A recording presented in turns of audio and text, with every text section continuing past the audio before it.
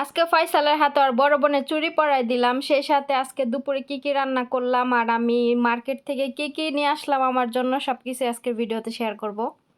আসসালামু আলাইকুম, কেমন আছেন সবাই? আলহামদুলিল্লাহ আমি ভালো আছি। তো নিয়ে আসলাম আপনাদের মাঝে নতুন আরেকটা ব্লগ। তো ব্লগটি ভালো লাগলে সবাই লাইক কমেন্ট শেয়ার করবেন আর আমার চ্যানেলটি সবাই একটু প্লিজ সাবস্ক্রাইব করে দিবেন। তো এখানে আমি দেখতে পারতেছেন একটা রুটি নিয়ে আসছি। এই রুটিকে আরবিরা বলে চাপাতি। তো চাপাতি আজকে আমি গতকালকে বিকেলে বানাইছিলাম, তো রাতে আমার জন্য দুইটা আমি রাখছিলাম। রাতে আমি একটা খাইছি আর একটা হচ্ছে রেখে দিছি, এখন সকালবেলা খাইতেছি। তো আরব দেশে সকালবেলায় রুটি নাস্তা করে। তো এখানে দেখতেছেন এক প্যাকেট চিংড়ি মাছ। তো কিছুক্ষণ আগে আমি সুপার শপে গেছিলাম ম্যাডামের মেঝুমের জন্য। ওরা খাওয়ার কিছু জিনিসপত্র কিনবে, তো আমাকে সাথে করে নিয়ে গেছিলো, তো আমিও নিয়ে আসলাম। অনেক দিন ধরে চিংড়ি মাছটা দেখে দেখে রেখে আসি, কিন্তু নিয়ে আসি না। তো আজকে ফাইনালি নিয়ে আসলাম। আসলে প্রবাস জীবনে হয় কি, আমরা দেখা যাচ্ছে মাস শেষ হলে অনেক টাকা স্যালারি পাই, ঠিকই অনেক টাকা ইনকাম করি, কিন্তু একটা জিনিস নিজে খাইতে গেলে আমরা 10 বার ভাবি যে এই জিনিসটার দাম এত কিনবো কিনা। তো আমি কয়েকদিন আমি সুপার শপে গিয়ে এই মাছের প্যাকেটগুলো আমি ধরে ধরে রেখে আসছি, কিন্তু আমি কিনি নাই। আমার পার্সে কিন্তু টাকা ছিল, আমি কিন্তু তারপরও কিনি নাই। ভাবলাম যে এত টাকা দিয়ে এই চিংড়ি মাছ কিনবো, ভিতরে অল্প কিছু থাকে। তো এখানকার চিংড়ি মাছগুলো উপরে চুলকা সব কিছু ফালানো থাকে, মাথাও থাকে না, একদম ছোট ছোট থাকে।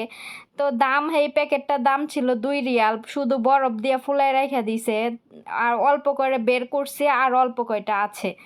তো এজন্য আমি এগুলা ভাইবা ভাইবা আমি কিনি নাই। ভাবলাম যে এত টাকা দিয়ে কিনবো, ভিতরে অল্প কয়টা থাকে, এইগুলা খাওয়ার চেয়ে না খাওয়াই ভালো। তারপর বাংলাদেশের চিংড়ি মাছের মতো মজা লাগে না। এখন কি করব, আমার খাইতে ইচ্ছা করছে, আর বেশিরভাগ আমার ইচ্ছা করছে। আমি কয়েকদিন আগে এক প্যাকেট নুডলস আনছিলাম, তো নুডলসটা আমি এখন রান্না করে খাইনি। তো আমি হচ্ছে নুডলসটা দিয়ে আমি চিংড়ি মাছ দিয়ে রান্না করব, এই জন্য আমি আরও এটা ভেবে নিয়ে আসলাম। তো আজকে নুডলস রান্না করি না, আজকে চিংড়ি মাছটা ভুনা করব। তো এখানে অল্প কিছু চিংড়ি মাছ বাইর করে রেখে দিছি পানিতে, আর এখানে আমি একটা মশলা করে নিচ্ছি। আমি সব ধরনের মশলা অল্প অল্প করে নিয়ে নিচ্ছি। তো আমি আজকে মুরগির মাংস ফ্রাই করব আর ক্যাপসা রান্না করব হচ্ছে সবার জন্য, আর আমার জন্য চিংড়ি মাছটা আমি আলাদা রান্না করব। আমার ম্যাডামরা এই চিংড়ি মাছ খায় না, এই জন্য ওনারা কেউ আনেও না। তো এই জন্য ওনারা যদি খাইতো তাহলে নিয়ে আসতো, তাহলে কিন্তু আমি ওখান থেকেই আমার খাওয়া হয়ে যেত। কিন্তু ওনারা শুধু ওই টুনা মাছ ছাড়া আর কোনো ধরনের মাছ ওনারা খায় না। ওরা শুধু টুনা মাছই খায়, আর কিছুই খায় না। মানে টুনা মাছ, মুরগির মাংস আর খাসির মাংস, এই 3টা জিনিস ছাড়া ওরা আর কোনো কিছুই খাবে না। তো আমার অনেক সময় অনেক বাঙালি জিনিস খাইতে ইচ্ছা করে, মাঝে মাঝে ম্যাডামকে বইলা দেই বাঙালি সবজি আনার জন্য, আইনা দেয়। আবার যখন বলি না অনেক সময় আমারও নিজের আলসামি লাগে, ওই জন্য রান্না করা হয় না। নাহলে আমার বাসার সামনে মার্কেট আছে, আমি গিয়ে কিন্তু আনতে পারি, কিন্তু আমি আনি না। তো এখানে আমি মুরগির মাংসটা ভালো করে মাখায় নিছি, এখন আমি যে ফ্রাই করতে দিয়ে দিলাম। প্রথমে দিব 25 মিনিট, তারপর আবার উল্টায় আবারও দিব। তো এখানে ফ্রাইটা হইতে থাকুক, আর ওইদিকে আমি রাইসটা বসাই দিব। ক্যাপসা রান্না করব যেহেতু, এই জন্য রাইসটা বসাই দিব। তো আমার ম্যাডামে হচ্ছে ওনার মেয়েদেরকে রান্না শিখাইতে বলছে, গতকালকে ওদের রান্না শিখাইছি আমি। তো গতকালকে রান্না শিখাইতে গিয়ে আমার যেই রান্না আমি 1 ঘন্টা আগে শেষ করবো, সেই রান্না আমার 2.5 ঘন্টা লাগছে। আর এখানে দেখেন ফাইসালটা আমি হাতে চুড়ি পরাই দিয়েছি, কারণ ফাইসালে এই চুড়িটা পাইয়া ও এই চুড়িটা নিয়ে খেলতেছে বারবার। তো এই জন্য আমি চুড়িটা ওর হাত থেকে নিয়ে আমি ওর হাতে পরাই দিলাম। ওর হাতগুলো তো সুন্দর মোটা মোটা, সুন্দর লাগতেছে চুড়ি পরতে। ও খোলার জন্যই করতেছিল, পারতেছিল না, পরে খুলে ফেলছে। আর এই দেখেন চিংড়ি মাছ, বিদেশের চিংড়ি মাছ, মনে হইতাছে ফোম ভিজায় রাখছে, এরকম ফোমের মতো। তো এই কয়টাই চিংড়ি মাছ, আর এই কয়টা হবে, এই কতটুক পরিমাণ হবে প্যাকেটে আছে। ওই দিন আবার আরেক দিন ওইটা নুডলস দিয়ে রান্না করে খাবো।